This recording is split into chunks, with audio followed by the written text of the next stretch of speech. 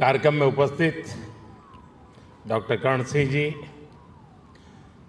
मुजफ्फर अली जी, मीरा अली जी, अन्य महानुभाव, देवी और सज्जनों, आज जहान खुसरो में आकर मन खुश होना बहुत स्वाभाविक है। हजरत अमीर खुसरो जिस बसंत के दीवाने थे, वो बसंत आज यहाँ दिल्ली में मौसम है ही नहीं, बल्कि जहान खुसरो के इस आबो हवा में भी धुला हुआ है।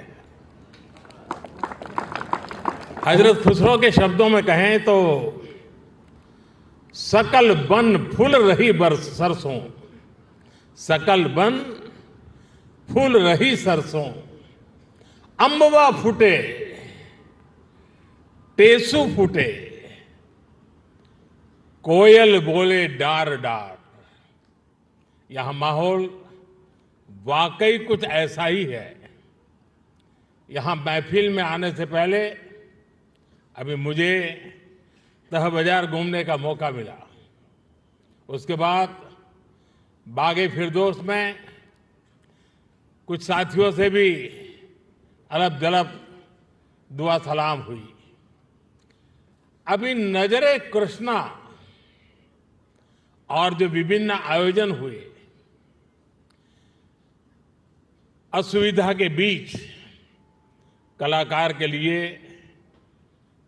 माइक की अपनी एक ताकत होती है, लेकिन उसके बाद भी प्रकृति के सहारे उन्होंने जो कुछ भी प्रस्तुत करने का प्रयास किया, शायद उनको भी थोड़ी निराशा हुई होगी। जो लोग इस आनंद को पाने के लिए आए थे, उनको भी शायद निराशा हुई होगी।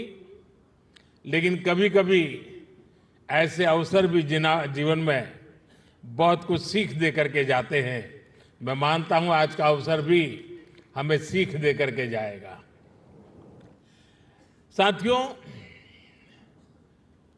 ऐसे मौके देश की कला संस्कृति के लिए तो जरूरी होते ही हैं, इनमें एक सुकून भी मिलता है। जहान खुसरो का ये सिलसिला अपने 25 साल भी पूरे कर रहा है। इन 25 वर्षों में इस आयोजन का लोगों के जहन में जगह बना लेना, ये अपने आप में इसकी सबसे बड़ी कामयाबी है। मैं डॉक्टर कर्ण सिंह जी, मित्र मुजफ्फर अली जी, बहन मीरा अली जी और अन्य सहयोगियों को इसके लिए बहुत बहुत बधाई देता हूं। जहान खुसरो का ये गुलदस्ता इसी तरह खिलता रहे, मैं इसके लिए रूमी फाउंडेशन को और आप सभी को बहुत बहुत शुभकामनाएं देता हूं। रमजान का मुबारक महीना भी शुरू होने वाला है। मैं आप सभी को और सभी देशवासियों को रमजान की भी मुबारकबाद देता हूं। आज मैं सुंदर नर्सरी आया हूं तो हिज हाइनेस प्रिंस करीम आगा खान को भी याद आना मुझे बहुत स्वाभाविक है। सुंदर नर्सरी को सजाने संवारने में उनका जो योगदान है, वो लाखों कला प्रेमियों के लिए वरदान बन गया है। साथियों, गुजरात में सूफी परंपरा का बड़ा सेंटर सरखेज रोजा रहा है। वक्त के थपेड़ों में एक समय उसकी हालत काफी खराब हो गई थी। जब मैं मुख्यमंत्री था तब उसके रिस्टोरेशन पर काफी काम करवाया गया था। और बहुत कम लोगों को मालूम होगा, एक जमाना था जहां सरखेज रोजा में बड़ी धूमधाम के साथ कृष्णोत्सव मनाया जाता था और बहुत बड़ी मात्रा में मनाया जाता था। और आज भी यहां कृष्ण भक्ति के रंग में हम सब रंग गए थे। मैं सरखेज रोजा में होने वाले सालाना सूफी संगीत कार्यक्रम में शिरकत भी अवसरन किया करता था। सूफी संगीत एक ऐसी साझी विरासत है जिसको हम सब मिलजुल कर जीते आए हैं। हम सब ऐसे ही बड़े हुए हैं। अभी यहां नजरे कृष्णा की जो प्रस्तुति हुई उसमें भी हमारी साझी विरासत की झलक दिखाई देती है। साथियों, जहान-ए खुसरो के इस आयोजन में एक अलग खुशबू है। ये खुशबू हिंदुस्तान की मिट्टी की है। वो हिंदुस्तान जिसकी तुलना हजरत अमीर खुसरो ने जन्नत से की थी। हमारा हिंदुस्तान जन्नत का वो बगीचा है जहां तहजीब का हर रंग फला फूला है। यहां की मिट्टी के मिजाज में ही कुछ खास है। शायद इसलिए जब सूफी परंपरा हिंदुस्तान आई तो उसे भी लगा जैसे वो अपनी ही जमी से जुड़ गई हो। यहां बाबा फरीद की रूहानी बातों ने दिलों को सुकून दिया।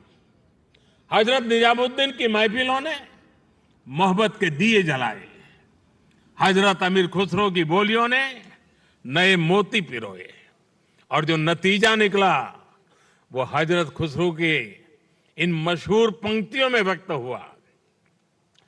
बन के पंछी भय बावरे, बन के पंछी भय बावरे, ऐसी बिन बजाई सांवरे, तार तार की तान निराली, जुम रही सब वन की डारी। भारत में सूफी परंपरा ने अपनी एक अलग पहचान बनाई। सूफी संतों ने खुद को महज मस्जिदों या खानकाहों तक सीमित नहीं रखा। उन्होंने पवित्र कुरान के हर्फ पढ़े तो वेदों के स्वर भी सुने। उन्होंने अजान की सदा में भक्ति के गीतों की मिठास को जोड़ी और इसलिए उपनिषद, जिसे संस्कृत में एकम सत विप्राहा बहुधा वदंती कहते थे, हजरत निजामुद्दीन औलिया ने वही बात हर कौम रास्त राहे दिने व किबला गाहे जैसे सूफी गीत गाकर कही। अलग अलग भाषा, शैली और शब्द, लेकिन संदेश वही। मुझे खुशी है कि आज जहान-ए खुसरो उसी परंपरा की एक आधुनिक पहचान बन गया है। साथियों, किसी भी देश की सभ्यता उसकी तहजीब को स्वर उसके गीत संगीत से मिलती है। उसकी अभिव्यक्ति कला से होती है। हजरत खुसरो कहते थे, भारत के संगीत में एक सम्मोहन है, एक ऐसा सम्मोहन कि जंगल में हिरण अपने जीवन का डर भूलकर स्थिर हो जाते थे। भारतीय संगीत के इस समंदर में सूफी संगीत एक अलग रौ के तौर पर आकर मिला था और इस समंदर की खूबसूरत लहर बन गया। जब सूफी संगीत और शास्त्रीय संगीत की वो प्राचीन धाराएं एक दूसरे से जुड़ी तो हमें प्रेम और भक्ति की नई कल कल सुनने को मिली। यही हमें हजरत खुसरो की कव्वाली में मिली। यही हमें बाबा फरीद के दोहे मिले, बुल्ले शाह के स्वर मिले, मीर के गीत मिले। यहां हमें कबीर भी मिले, रहीम भी मिले और रसखान भी मिले। इन संतों और औलियों ने भक्ति को एक नया आयाम दिया। आप चाहे सूरदास को पढ़ें या रहीम और रसखान को, या फिर आप आंख बंद करके हजरत खुसरो को सुने। जब आप गहराई में उतरते हैं तो उसी एक जगह पहुंचते हैं। ये जगह है आध्यात्मिक प्रेम की वो ऊंचाई जहां इंसानी बंदी से टूट जाती है और इंसान और ईश्वर का मिलन महसूस होता है। आप देखिए, हमारे रसखान मुस्लिम थे, लेकिन वो हरिभक्त थे। रसखान भी कहते हैं, प्रेम हरि को रूप है, त्यों हरि प्रेम स्वरूप। एक होई दुवैयो लसई, जो सूरज और धूप। यानी प्रेम और हरि दोनों वैसे ही एक ही रूप है जैसे सूरज और धूप। और यही एहसास तो हजरत खुसरो को भी हुआ था।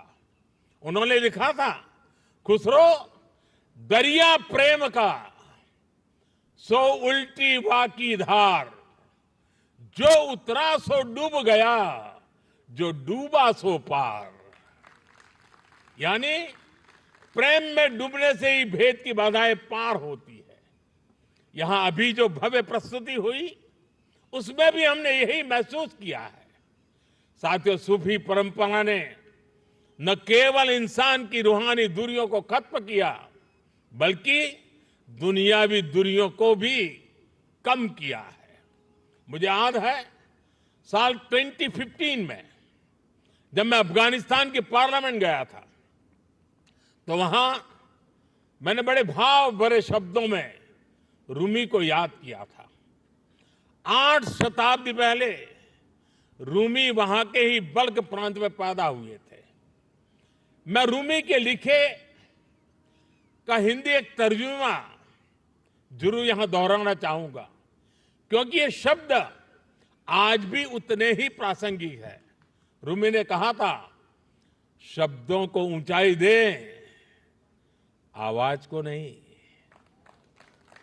शब्दों को ऊंचाई दे, आवाज को नहीं, क्योंकि फूल बारिश में पैदा होते हैं, तूफान में नहीं। उनकी एक और बात मुझे याद आती है। मैं थोड़ा देशज शब्दों में कहूं तो उसका अर्थ है, मैं ना पूरब का हूं ना पश्चिम का, ना मैं समंदर से निकला हूं और ना मैं जमीन से आया हूं। मेरी जगह कोई है ही नहीं। मैं किसी जगह का नहीं हूं, यानी मैं सब जगह हूं। ये विचार, ये दर्शन वसुधैव कुटुंबकम की हमारी भावना से अलग नहीं है। जब मैं दुनिया के विभिन्न देशों में भारत का प्रतिनिधित्व करता हूं, तो इन विचारों से मुझे ताकत मिलती है। मुझे याद है, जब मैं ईरान गया था, तो ज्वाइंट प्रेस कॉन्फ्रेंस के समय मैंने वहां मिर्जा गालिब का एक शेर पढ़ा था, जनुनत गर्बे नफ्से खुद तमाम अस्त, जे काशी पाबे काशान निमगाम अस्त। यानी जब हम जागते हैं तो हमें काशी और काशान की दूरी केवल आधा कदम ही दिखती है। वाकई आज की दुनिया के लिए, जहां युद्ध मानवता का इतना बड़ा नुकसान कर रहा है, वहां ये संदेश कितने काम आ सकता है। साथियों, हजरत अमीर खुसरो को तुतिए हिंद कहा जाता है। भारत की तारीफ में, भारत से प्रेम में उन्होंने जो गीत गाए हैं, हिंदुस्तान की महानता और मनमोहकता का जो वर्णन किया है, वो उनकी किताब नू सिफर में देखने को मिलता है। हजरत खुसरो ने भारत को उस दौर की दुनिया के तमाम बड़े देशों से महान बताया। उन्होंने संस्कृत को दुनिया की सबसे बेहतरीन भाषा बताया। वो भारत के मनीषियों को बड़े बड़े विद्वानों से भी बड़ा मानते हैं। भारत में शून्य का, गणित और विज्ञान और दर्शन का ये ज्ञान कैसे बाकी दुनिया तक पहुंचा, कैसे भारत का गणित अरब पहुंचकर वहां पर जाकर के हिंदसा के नाम से जाना गया। हजरत खुसरो न केवल अपनी किताबों में इसका जिक्र करते हैं, बल्कि उस पर गर्व भी करते हैं। गुलामी के लंबे कालखंड में जब इतना कुछ तबाह किया गया, अगर आज हम अपने अतीत से परिचित हैं तो इसमें हजरत खुसरो की रचनाओं की बड़ी भूमिका है। साथियों, इस विरासत को हमें निरंतर समृद्ध करते रहना है। मुझे संतोष है जहां खुसरो जैसे प्रयास इस दायित्व को बखूबी निभा रहे हैं और अखंड रूप से 25 साल तक ये काम करना ये छोटी बात नहीं है। मैं मेरे मित्र को बहुत बहुत बधाई देता हूं। मैं एक बार फिर आप सभी को इस आयोजन के लिए बधाई देता हूं। कुछ कठिनाइयों के बीच भी इस समारोह का मजा लेने का कुछ अवसर भी मिल गया। मैं इसके लिए मेरे मित्र का हृदय से आभार व्यक्त करता हूं। बहुत बहुत धन्यवाद, बहुत बहुत शुक्रिया।